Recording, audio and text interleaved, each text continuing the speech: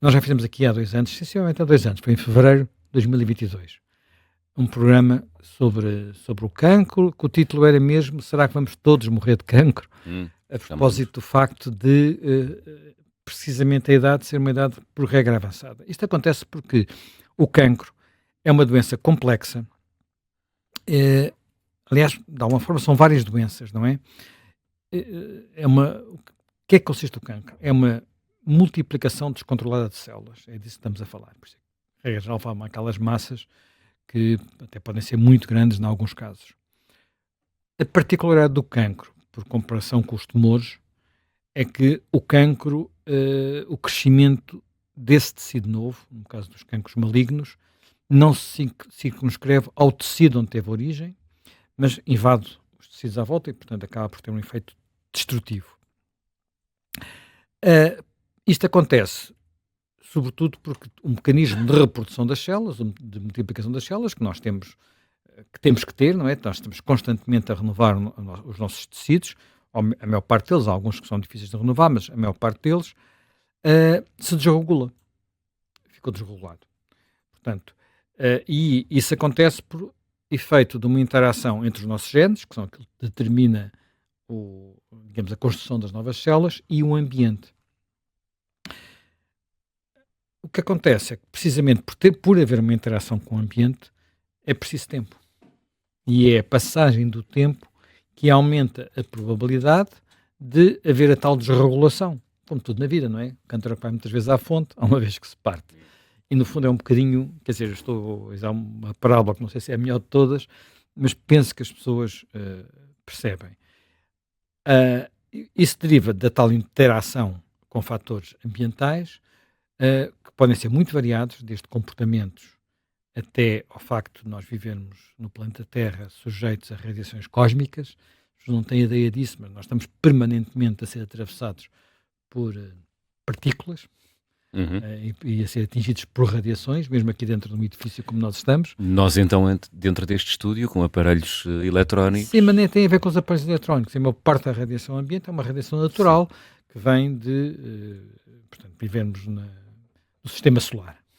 Portanto, e depois há outros fatores que são fatores de risco, que são conhecidos, já lá vamos a eles, como o tabaco, o álcool, o que comemos ou não comemos, e outro tipo de comportamentos, alguns deles com aspectos que eu diria que a maior parte das pessoas nem sequer tem conhecimento, e que podem ser um pouco perturbantes.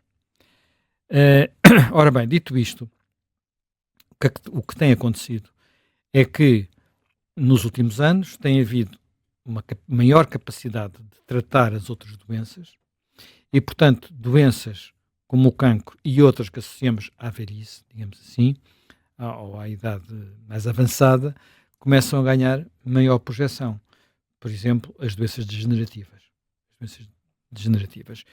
Eh, o, o- Em Portugal, por exemplo, o risco de uma doença cardiovascular, quer dizer, as doenças que têm sido mais ou menos circunscritas são as que têm a ver com aquilo que havia antes, quer dizer, as tuberculoses, as gripes, enfim, houve o Covid, que desregulou um pouco isto, mas mesmo assim o Covid, passado um tempo, está controlado, portanto.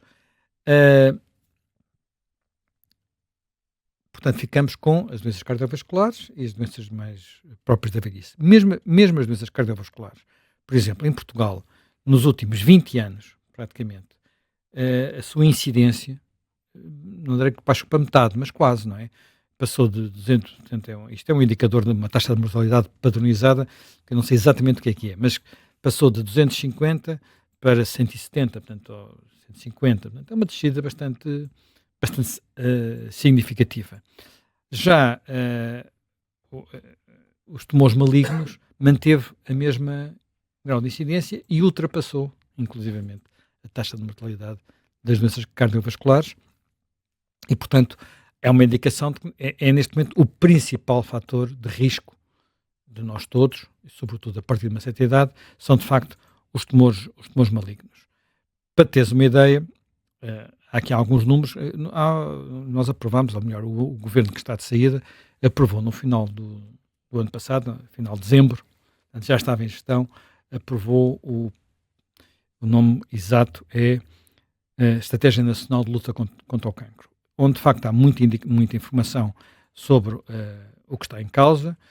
Nós temos os números que aqui vêm citados neste relatório é que nós temos mais de 50 mil cancros diagnosticados por ano, e isto tem vindo a subir.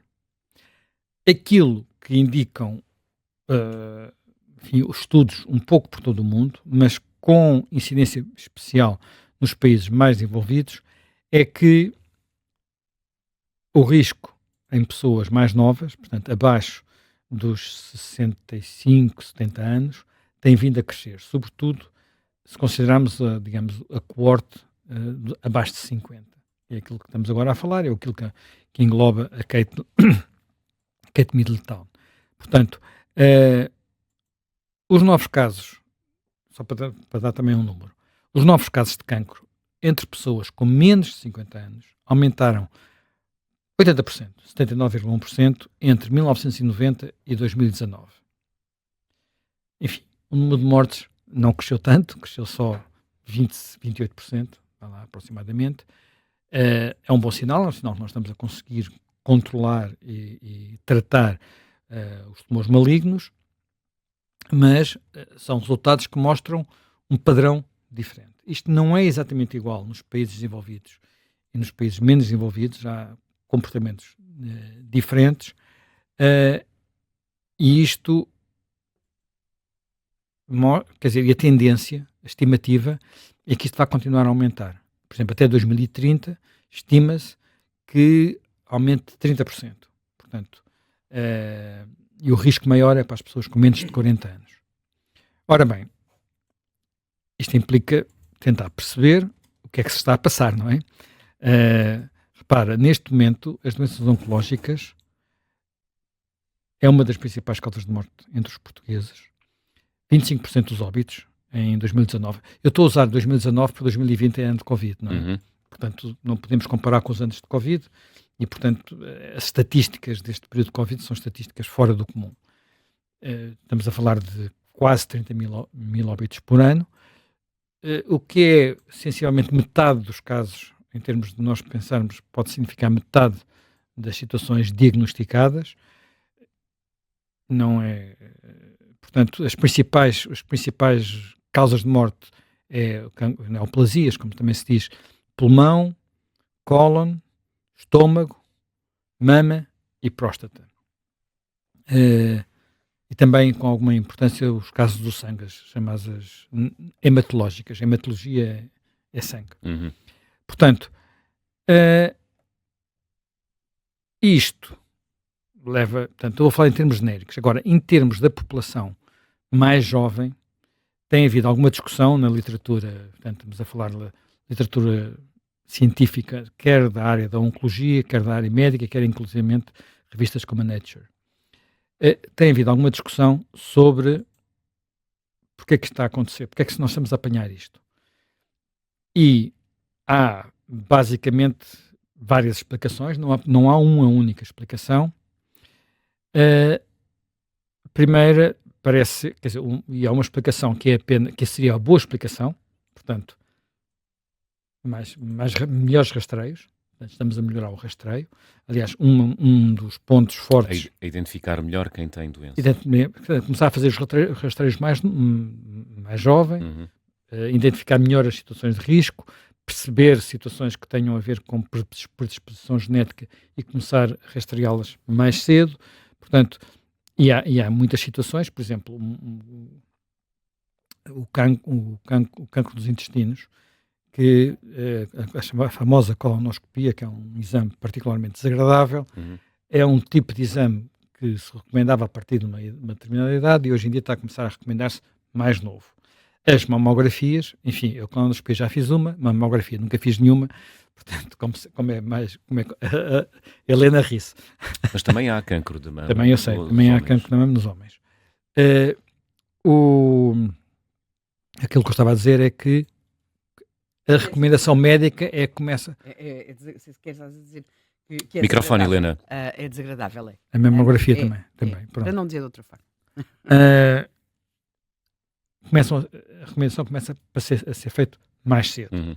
E há melhores métodos de diagnóstico, quer dizer, nós há uns anos atrás tínhamos apenas radiografias, depois passámos a ter TACs e hoje em dia temos ressonâncias magnéticas. Evidente, tudo isto custa dinheiro, é também por isso que os sistemas de saúde em todo o mundo estão mais dispendiosos, eu não queria dizer caros, estão mais dispendiosos. Isto é tudo muito mais sofisticado, mas também detecta o que antes era indetetável. E depois há outra questão que tem a ver com comportamentos. Até que ponto é que alguns comportamentos levam a que exista um aumento das taxas de doenças cancerígenas, oncológicas. Ora bem, e aqui eu encontrei uma lista que é longa, é variada e não há claridade, digamos assim, sobre de onde é que ela possa vir, de onde é que possa vir a razão principal. Provavelmente é uma razão múltipla, porque, como eu disse, comecei por dizer, o cancro é uma doença complexa, com origens muito diferentes. Há cancros que evoluem muito depressa, outros que podem estar latentes décadas. Portanto, são situações muito latentes, quer dizer, não evoluírem de forma muito grave durante muito tempo. Portanto, o risco de vários tipos de cancro não é igual. E, portanto, há as razões clássicas. Fumar. Não há dúvida hoje que os fumadores têm um risco acrescido de doenças cancerígenas, sobretudo nos tecidos que estiveram em contacto com o fumo de tabaco, não é? Portanto, todo o a aparelho garganta, o respiratório. esófago, os pulmões, e já vimos que o pulmão é a principal causa de morte pelo cancro. O consumo de álcool, sobretudo o consumo excessivo de álcool. Excesso de peso, obesidade e excesso de peso. Portanto, uma epidemia, não é? Portanto, as estatísticas da obesidade em jovens e, sobretudo, muito jovens, portanto, crianças e adolescentes, em países, enfim, não tenho para Portugal, mas para os Estados Unidos, em 50 anos, passou de residual, portanto, 5%, 6%, para 30%, um terço. Portanto, são números alucinantes que naturalmente têm consequências. Chamou-lhe a epidemia do século XXI. Exatamente, A obesidade. exatamente. Depois, há questões que são doenças, não é? Por exemplo, a diabetes tipo 2 é um fator acrescido de risco. E depois há outros comportamentos, por exemplo, comermos aquilo que comemos, não é? Portanto, genericamente diz-se, se tivermos uma dieta mediterrânica, com vegetais, com vegetais sobretudo coloridos, sobretudo os verdes, não apenas isso, e não comermos apenas carnes e carnes vermelhas, enfim. Nós temos aqui um podcast sobre nutrição, que Aprender a comer. Aprender a comer, que é muito interessante, enfim, não fala sobretudo de doenças malignas, fala da outra epidemia, do excesso de peso, mas tem inúmeras indicações sobre como é que nos devemos comportar. Eu recomendo particularmente. Mas voltando aqui ao nosso tema, houve aqui mudanças de comportamento, tem não apenas a ver com termos deixado de ter chamada dieta mediterrânea, que não era naturalmente uma dieta universal, mediterrânea é apenas uma parte do mundo, mas sobretudo passar para as chamadas comidas rápidas, ou fast food, com comidas ultraprocessadas, comidas muito calóricas e por aí adiante, e apetitosas, o excesso de açúcar, por exemplo, uma questão muito, muito presente. E que isso é de facto um risco em termos de cancro. E depois com muitos conservantes, não é? Depois muitos conservantes, para poder aguentar muito tempo nas prateleiras. Exatamente. Muitos zés, como agora muito sódio, enfim, exatamente, para não se estragar. Pronto. Agora, há outras coisas que são menos óbvias. Por exemplo, dormir pouco.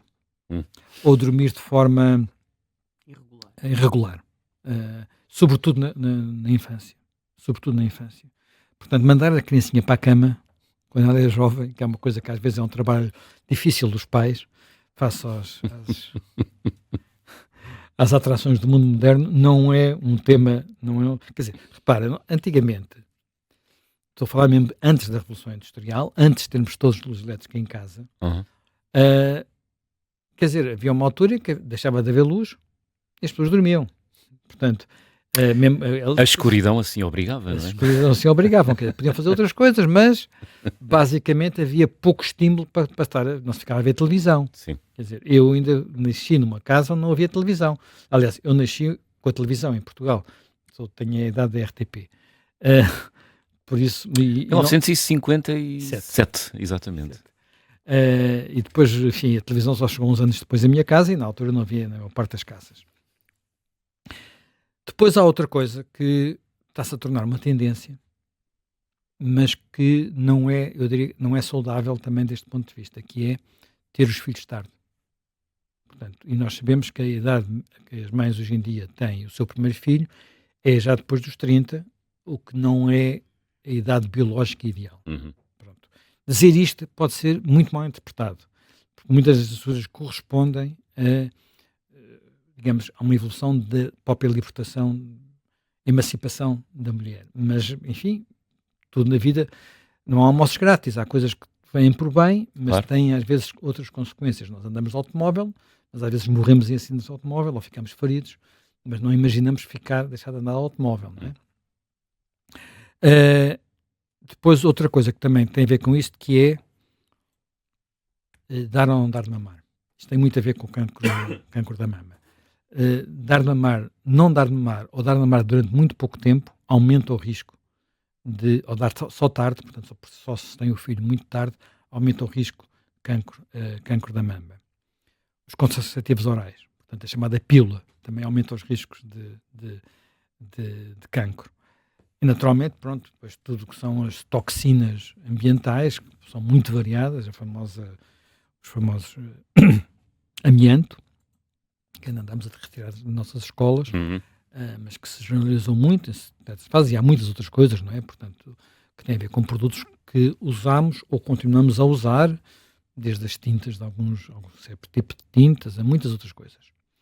Portanto, tudo isto ajuda a explicar, primeiro, porque é que o risco de cancro tem vindo a aumentar e, sobretudo, porque é que tem vindo a aumentar em mais novos.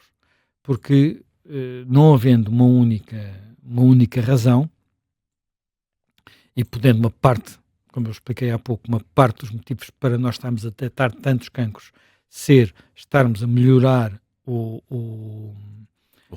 rastreio, isso não podemos ignorar que temos, de facto, hoje em dia, comportamentos não é diferentes de há um século atrás, é diferentes de há uma geração atrás.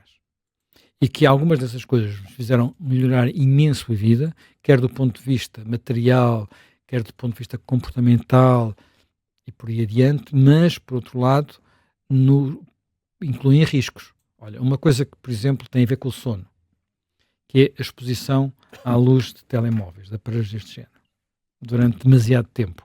É televisões, mas também ecrãs de computador e telemóveis. Nós passamos a vida à frente de ecrãs. Eu passo seguramente a vida à frente de ecrãs.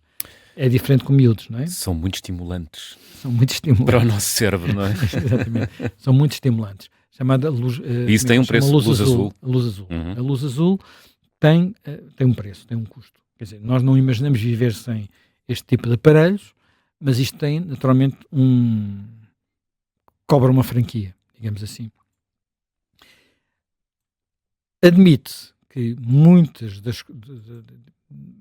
digamos, provavelmente este aumento tem mais a ver com questões de comportamento e alimentação do que com os outros fatores, porque os aumentos maiores de cancros nos tais pré-50 anos acontecem sobretudo em cancros do aparelho digestivo, digamos assim, desde a garganta até aos intestinos, o que pode indiciar, estamos a falar de todas probabilidades, pode indiciar que terá a ver mais com o tipo de alimentação que fazemos. E falta falar aqui de outra coisa que eu acho também é muito, muito relevante e que é algo que cada vez se fala mais e que é fascinante, eu acho fascinante, que é o impacto que todos estes comportamentos e esta alimentação têm numa coisa a que se deu muito tempo pouca importância ou não importância suficiente, que é chamada microbiota. Biota. Sabes o que é? Tenho uma ideia. A microbiota são todos os micro-organismos que vivem no nosso corpo em num regime mutualista, digamos assim. Permanente troca. Mutualista. Portanto, isto é, são, ao contrário de alguns micro-organismos, olha, como o Covid ou como algumas bactérias que nos provocam doenças e que temos de tratar ou com antibióticos ou com antivirais, nós temos uma quantidade enorme de micro-organismos que vivem na pele, na boca, sobretudo nos intestinos, é onde está a maior parte deles. Alguns, vivendo nesse ambiente, fazem-nos falta, e, portanto, por isso, quando as pessoas tomam muitos antibióticos, destroem a chamada flora intestinal. A flora intestinal é um nome errado, porque flora remete para algo do reino vegetal, e aquilo é tudo, não é? São protozoários, são bactérias, são também, portanto, tudo aquilo que nós temos no nosso trato digestivo. São a nossa guarda pretoriana. E não, aquilo não é só guarda pretoriana, aquilo, por exemplo, olha, para a produção de vitamina B é importante, tem que lá estar, sem essa simbiose com esses micro-organismos, torna-se mais complicada a produção de algumas nutrientes que nos fazem falta, a sua transformação, tudo isso é relevante. Boa parte das nossas, esta conversa é um bocado escatológica para estarmos aqui de manhã a falar disso, mas, portanto, uma parte significativa das nossas fezes são restos de bactérias e outros micro-organismos. Portanto, não é porque, enfim, eles estiveram ali em simbiose a fazer o seu trabalhinho e depois saem. É evidente que, de vez em quando, a mesma uma bactéria que está presente nos intestinos e que nos faz falta, quando passa para outras zonas do corpo, pode provocar problemas e doenças. Vou dar um exemplo, Escherichia coli. Sabes o que é Escherichia coli? Tu sabes? Sabes, Helena? É que o nome comum da Escherichia coli é colibacilo. Sim. Os colis são...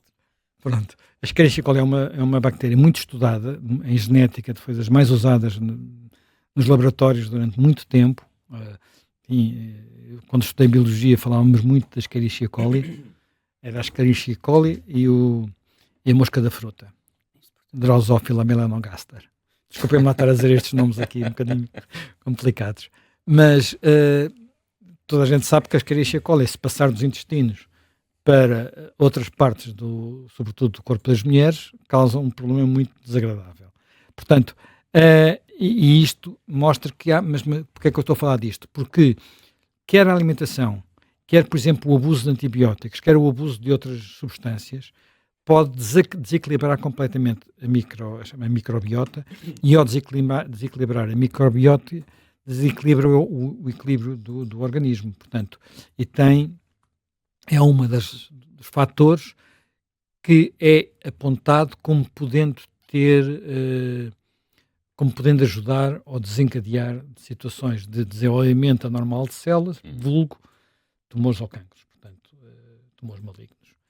É disso que estamos a falar, é disso que temos de estar presente, temos de ter bem presente, porque nós agora, como eu referi, já temos uma estratégia nacional de combate ao cancro. Dessa estratégia faz parte a prevenção, mas também o rastreio. Não vi, ao ler essa estratégia, referências muito específicas a esta realidade dos menos de 50, mas temos de ter consciência que ela existe e está em expansão no mundo desenvolvido.